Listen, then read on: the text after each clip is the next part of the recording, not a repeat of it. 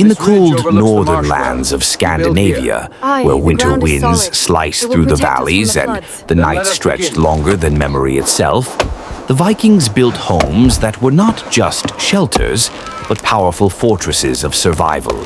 Their houses rose from the earth like extensions of the land, shaped by nature and mastered by hands that understood wood, stone, and frost better than any architect of their time.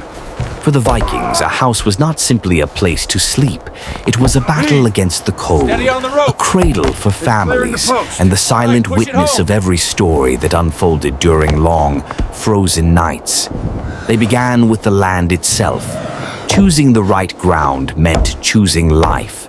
The Vikings searched for slightly elevated patches of earth, never too close to marshes and never at the mercy of coastal storms. They knew that a home built on low or wet soil would rot from below, so they picked dry, firm places where snow would drift away and the ground would hold steady. Once chosen, the earth was prepared carefully, and stones were laid down in trenches to create a strong base, one that lifted the wooden bones of the house away from the cold, damp ground. The frame of the house was the first sign of Viking brilliance. Thick beams of oak, pine, or spruce were cut from the forests that blanketed Scandinavia, like an endless sea of trees. Every beam was shaped by hand, carved with iron axes and smoothed with wooden tools. The builders crafted curved frames that rose from the ground and met at the peak of the roof, like the ribs of a giant resting on the land. These arches gave Viking houses their strength. Instead of relying on nails, which could rust and weaken, they used wooden pegs and precise joints. The frame flexed with storms, bent with the wind, and survived year after year because it was built the way nature itself would have built it. The walls were a testament to Viking resourcefulness. They wove branches of hazel or willow into tight patterns, creating a natural mesh that held like muscle under skin. Over this, they applied a heavy mixture of mud, clay, straw, ash, and even animal dung. This mixture hardened into a protective layer that blocked wind and trapped warmth inside.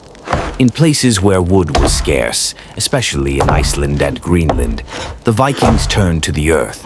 They carved thick bricks of turf, still holding roots and grass, and stacked them into walls so thick that winter storms could only press against them uselessly.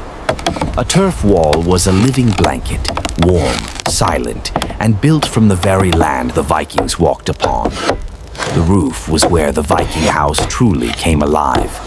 First came the rafters, laid like the bones of a great beast. Then birch bark was added, a waterproof layer gifted by the northern forests. And finally, the magic touch, a thick covering of turf, grass, and soil laid in heavy layers.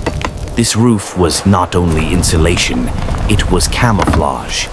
From afar, many Viking homes looked like small green hills, blending into the landscape as if nature itself had built them. When winter arrived and the snow piled on top, the turf froze into a solid shell that made the house even warmer inside. In other regions, wooden shingles were used, thin, hand-split pieces laid like overlapping scales of a dragon. These roofs glimmered under sunlight and survived decades of rain and frost. Inside the Viking house, the world felt different. A long, dark space stretched from one end to the other. The air carried the smell of wood, wool, smoke, and life.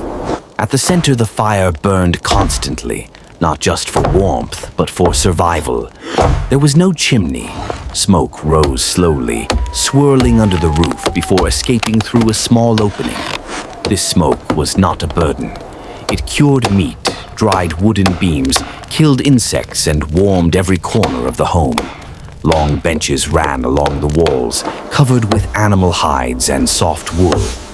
Here the family slept, huddled together under thick blankets as icy winds howled outside. At the far end of the longhouse, animals were kept in wooden stalls. Their breath, their warmth, and their presence were all part of the rhythm of winter survival. Every Viking house carried the touch of craftsmanship. Tools made by local blacksmiths shaped every corner of the structure. Axes that cut through trees, adzes that smoothed beams, chisels that carved joints so perfect they needed no iron nails.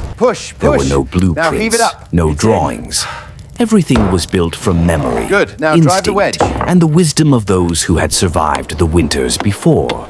Skills passed from generation to generation, whispered from father to son, practiced with patience and perfected with time. But a Viking house was never built alone. When a family decided to raise a new home, the community arrived. Neighbors brought tools, wood, and hands ready to lift heavy beams. Together, they raised the frame, set the roof, and sealed the walls. Building a house was a moment of unity, a declaration of strength, a promise that in a land where cold ruled every season, people would survive because they stood together. Even today, the remains of Viking houses still lie across Scandinavia. Stone outlines buried under moss, charred beams preserved in cold soil, and turf walls that once kept families alive. Archaeologists uncover them like time capsules, each one telling a story of endurance and craftsmanship. The design still makes sense, the ideas still hold power, and the spirit of those builders still lives in every surviving beam. The Viking home was more than architecture. It was a shelter built with intelligence, courage, and respect for nature's power. It was a fortress in winter, a workshop in summer, a gathering place for families, and the heart of every village. In every grain of wood, in every stone, in every layer of turf, their legacy remains. A reminder that even in the harshest lands on Earth, humans can build warmth, beauty, and life.